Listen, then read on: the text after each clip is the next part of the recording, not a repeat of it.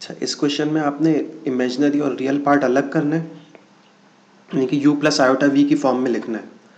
और ये आपको एक कॉम्प्लेक्स नंबर गिवन है z is equals to 1 plus iota, और इसमें जो है डिफरेंट फंक्शन है, तो डिफरेंट फंक्शन में अगर आप ये कॉम्प्लेक्स नंबर पुट करेंगे तो इसका इमेजिनरी और रियल पार्ट कैसे अलग करेंगे, तो ये हम सॉल्व करते हैं। इसमें हम लोग कुछ डायरेक्ट ट्रिग्नोमेट्रिक आइडेंटिटीज़ यूज़ करेंगे या एक्सपोनेंशियल की डायरेक्ट आइलर फार्मूला यूज़ करेंगे। वो फार्मूलाज जो मैं ड्राइव नहीं करूँगा इसमें, बस डायरेक्ट जो है फार्मूलाज यूज़ करूँगा इसमें इमेजिनरी और रियल पार्ट अलग करने का। तो ये एक्सपोनेंशियल फंक्शन है, ट्रिग्नोमेट्रिक फंक्शन है, लॉग फंक्शन है, हाइपरबोलिक फंक्शन है। और ये जो ए टू दी पावर जेड का मतलब ये है कि कोई भी नंबर होगा उसकी पावर के ऊपर कॉम्प्लेक्स नंबर आ जाए तो उसमें से आप जो है रियल और इमेजिनरी पावर किस तरह से अलग करते हैं। इसी तरह कोई कॉम्प्लेक्स नंबर हो, उसकी पावर कॉम्प्लेक्स नंबर हो, तो उसमें से आप रियल और इमेजिनरी पार्ट किस तरह से अलग करते हैं। तो सबसे पहले ये कर लेते हैं एक्सपोनेंशियल फंक्शन। एक्सपोनेंशियल का ये आइलर फार्मूला आपको पता होगा कि एक्सपोनेंशियल जेड जो होता है वो exponential X cos Y plus iota sine Y के बराबर होता है। तो ये आपके पास एक सेपरेट हुआ हुआ है। अगर एक्सपोनेंशियल 2z है हमारे पास और z जो दिया हुआ है इन्होंने दिया हुआ है 2 1 प्लस आयोटा, तो ये आपके पास क्या बनेगा एक्सपोनेंशियल 2 प्लस आयोटा 2, ये बन गया। अब इसको ये इस आइडेंटिटी से हम लोग ओपन कर लेंगे। एक्सपोनेंशियल 2z जो होगा वो बराबर होगा एक्सपोनेंशियल x, तो ये वाली आपके पास x की टर्म है, ये y की टर्म है, एक्सपोनेंशियल 2 और ये कॉस 2 प्लस आयोटा साइन 2, तो ये एक्सपोनेंशियल 2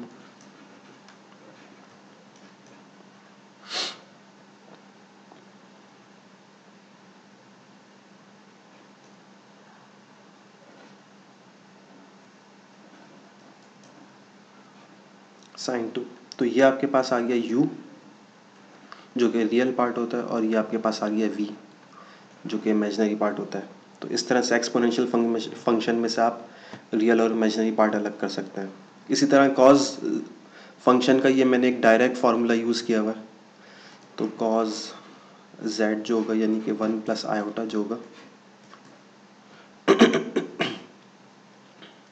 अच्छा, इसी तरह इसमें x जो है आपके पास 1 है, y भी 1 है, तो इसका आंसर किस तरह से होगा, कॉज x की जगह 1 आएगा और फिर कॉज हाइपरबोलिक 1 माइनस आयोटा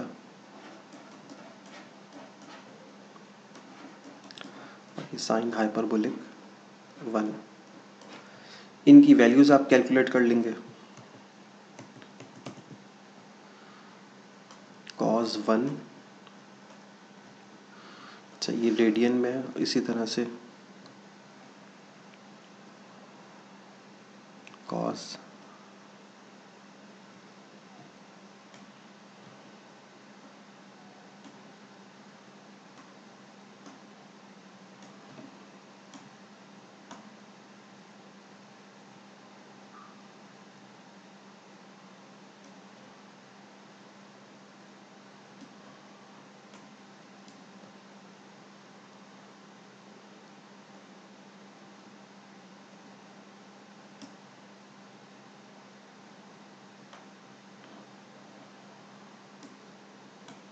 अच्छा, तो इसका आंसर आपके पास आ रहा है 0.834, फिर माइनस आयोटा।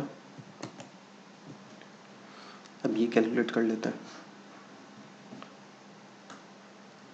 साइन 1 और sine hyperbolic 1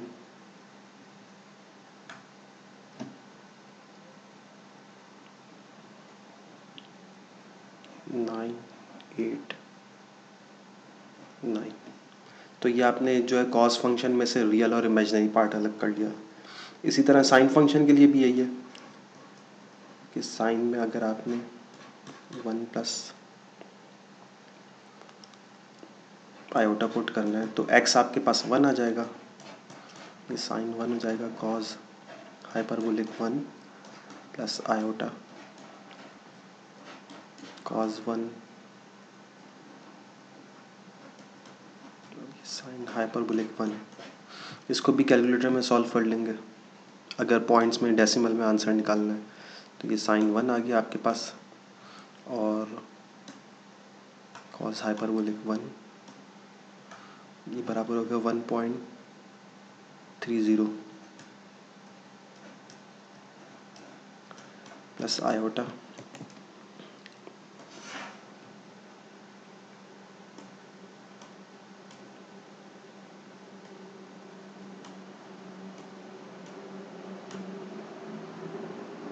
six three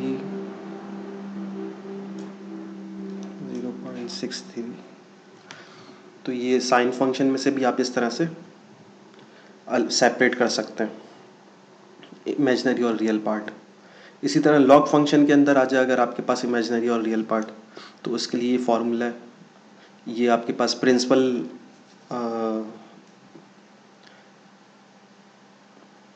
value कहलाती है आपके पास।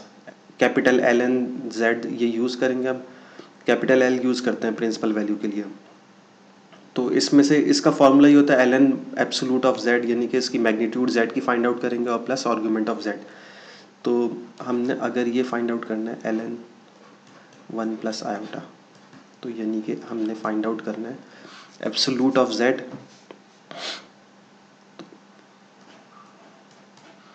और फिर प्लस आयोटा। आर्ग्यूमेंट आपको पता है कि वो किसके बराबर होता है, tan inverse Y upon X के बराबर होता है। तो ये एल एन और अंडर रूट 1 का स्क्वायर प्लस 1 का स्क्वायर, एक्स भी 1 है वाई भी 1 है, इस तरह से आप ये जो है mod of Z find out कर लेंगे। इसी तरह plus iota tan inverse 1 upon 1 जो जाएगा वो भी 1 के बराबर आ जाएगा। इसको फिर आप इस तरह से लिख सकते हैं 1/2 एल एन 2 जाएगा ये इसके ऊपर से अंडर रूट जो है वो उसकी पावर मैंने बाहर उतार ली, प्लस आयोटा टेन इनवर्स 1 देख लेते हैं क्या होता है। टेन इनवर्स 1 π/4 के बराबर है। तो ये हमने इसका रियल और इमेजिनरी पार्ट अलग कर लिया, सेपरेट कर लिया। तो ये प्रिंसिपल वैल्यू आ गई आपके पास इसकी, प्लस 2 पाई करते रहेंगे 2 पाई आयोटा, तो फिर उसके बाद आपके पास नेक्स्ट इसकी वैल्यू जनरेट होती रहेगी। अच्छा, इसी तरह साइन हाइपरबोलिक का फंक्शन का जो है मैंने आइडेंटिटी एक पिक करी है,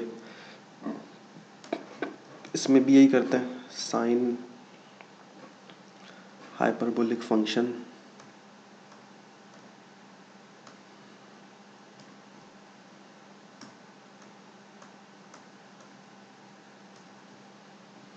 और z की जगह आपके पास आ जाएगा 1 प्लस आयोटा, यानी x भी 1 आपके पास और y भी 1 है। तो ये साइन हाइपरबोलिक 1 x भी 1 आ जाएगा। इसी तरह कॉज 1 फिर प्लस आयोटा कॉज हाइपरबोलिक 1 और ये साइन 1। अब इसकी वैल्यू खुद से निकाल लेंगे। इसी तरह कॉज हाइपरबोलिक फंक्शन का ये फॉर्मूला है, इसको भी देख लें। इसमें भी वही आपने करना है कि कॉज हाइपरबोलिक z की जगह 1 प्लस आयोटा आ जाएगा, यानी x 1 है, तो ये कॉज हाइपरबोलिक 1 इसकी वैल्यू कैलकुलेटर से निकाल लेगा, कॉज y की जगह भी 1 आएगा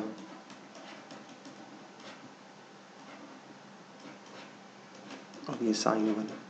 अब इसका भी आंसर आप लोग खुद से निकाल लेगा। ये चीज़ है कि किसी भी नंबर के ऊपर पावर आ जाए, आपके पास z आ जाए किसी भी नंबर के ऊपर, तो उसका ये फॉर्मूला होता है आपके पास a⁻z का फॉर्मूला जो होता है एक्सपोनेंशियल z ln a के बराबर होता है। तो अब अगर हम इसको करें तो ये a⁻z हमारे पास क्या है 1 प्लस आयोटा ये है। तो इसको अगर हम फॉर्मूले से ओपन करें तो ये हो जाएगा एक्सपोनेंशियल z की जगह आएगा हमारे पास 1 प्लस आयोटा और ये ln a आ जाएगा। इस तरह से हम इसको ओपन कर सकते हैं। अगर इसमें से भी रियल और इमेजिनरी पार्ट और सेपरेट करना है तो वो किस तरह से हो जाएगा, एक्सपोनेंशियल ln a हो गया ये, फिर प्लस आयोटा, तो ये हो जाएगा एक्सपोनेंशियल आयोटा ln a। ये तो आपके पास a आ गया खाली, इसको हम ऑयलर फॉर्म में से ओपन कर लेंगे, कॉस ln a